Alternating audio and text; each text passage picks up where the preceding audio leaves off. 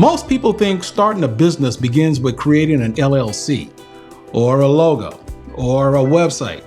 And look, I'm not saying those things don't matter, because they do.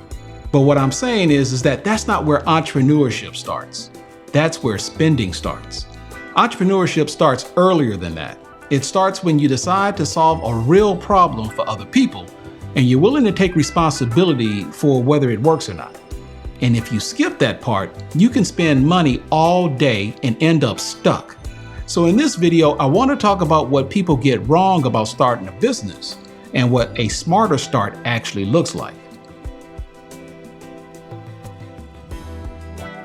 Hey folks, it's your boy Ken Rashad, full-time entrepreneur, content creator, and just an all-around nice guy. Now here's what I see all the time. People say they want to start a business, but what they really mean is they want to feel official. So they start with coming up with a business name or creating a logo and creating a website, and they begin to start filling out paperwork for an LLC. And again, those things aren't bad, but they are not the beginning, because you can have all of that and still have no business. A business is not a logo, it's not a website, and it's not an LLC. A business is when people actually want what you're offering. For example, somebody spends 2 months or maybe even 3 months building a website, perfecting the fonts, getting business cards, and they still have no customers. Why? Because none of that answers the real question, which is who needs the service or product that you're selling, and why would they care to buy it? See, when you start by spending money, you're probably guessing. You're guessing what people want, who it's for, what problem it solves, and whether anyone is actually going to pay attention. And believe it or not, guessing gets expensive, because when there is no clarity, you start doing stuff just to feel productive. You're buying domains, you're paying for ads, you're paying for tools, you're joining programs, and you're subscribing to software. But none of that fixes the real problem. For example, let's say somebody launches an online store and they begin running ads, and they see that they're getting clicks, but they aren't getting any sales. And at some point, they may begin to think that it's a marketing problem. But most of the time, it's not a marketing problem. The problem is they're selling something that doesn't solve a problem people care enough to pay for. So if you're thinking of starting a business, it's really important that you do things in the right order before you begin spending money. So I put together a short guide called How to Start a Business Before You Spend a Dollar. It walks through the early steps in a simple, practical way and includes a worksheet to help you think things through before you start buying things like a domain or spending money on a website. You can download it for free by clicking on the link in the description area below. So what is entrepreneurship? This is the definition I want you to sit with. At its core, entrepreneurship is creating and developing something to solve real problems for others while taking financial and personal responsibility for the risks and the outcome. That's entrepreneurship. It's about responsibility. And once you understand that, you'll see things completely differently, because it stops being about you and starts being more about the people you're trying to serve. When you start solving the problems that people have, the financial rewards begin to follow.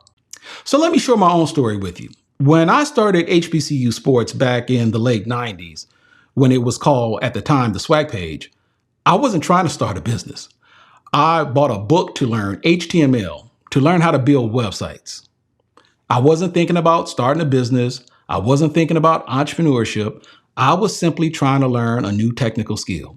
So I built a website around something that I personally cared about, which was covering HBCU athletics, primarily on the schools in the Southwestern Athletic Conference. I worked on it. I updated it here and there, and it took quite a bit of time to update it. And at some point I thought, all right, cool. The project is done. There's no need for me to spend any more time on this. But then something happened that I wasn't expecting. People started emailing me asking, when are you going to update the website? And when are we going to get scores for this particular day, game or event? Why isn't this updated yet? And that's when it dawned upon me that I wasn't just the only one doing something that I liked, but that there was actually a demand for what I was doing. There was a need I didn't fully realize I was meeting because I wasn't building the project built on research. It was a project that I was building based on my own personal interest. But the marketplace spoke to me. And that's how I learned something important very early. Sometimes you don't find the business by forcing it on others. Sometimes the business finds you when people start depending on whatever it is that you've actually built.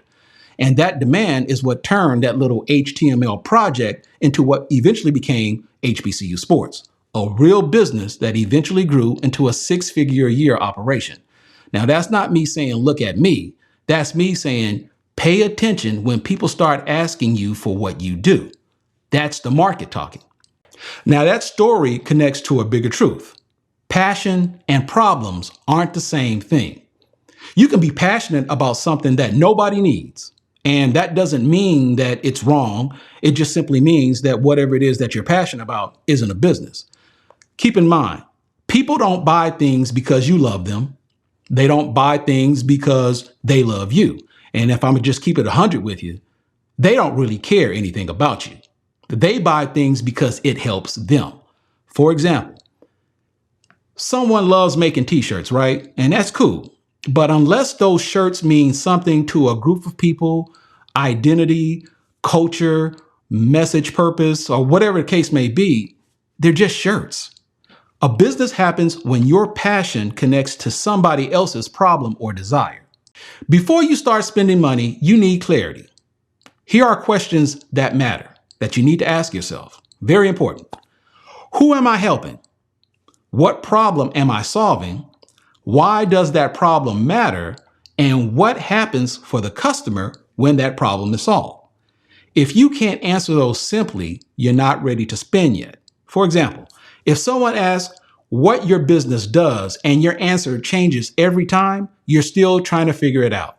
That's not a bad thing. It's just a sign that you need to slow down and get clarity first.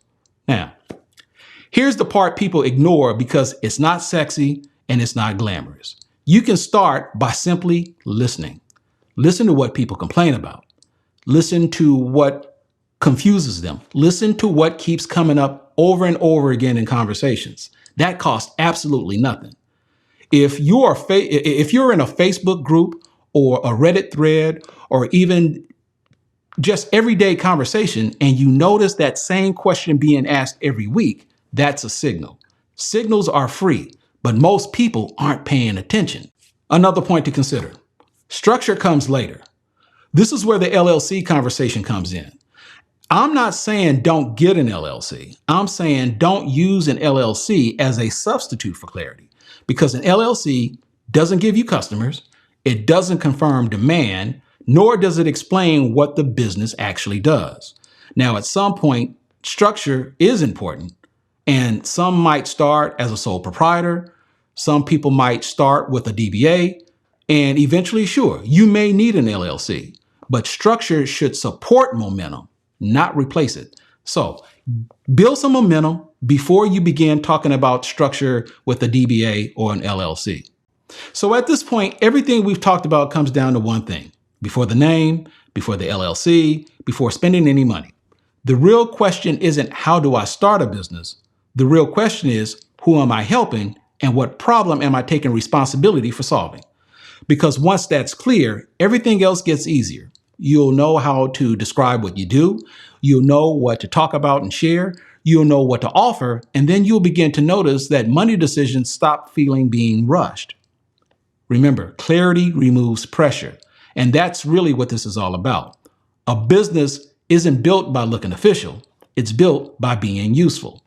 Start with the problem. Start with the people. Start with responsibility.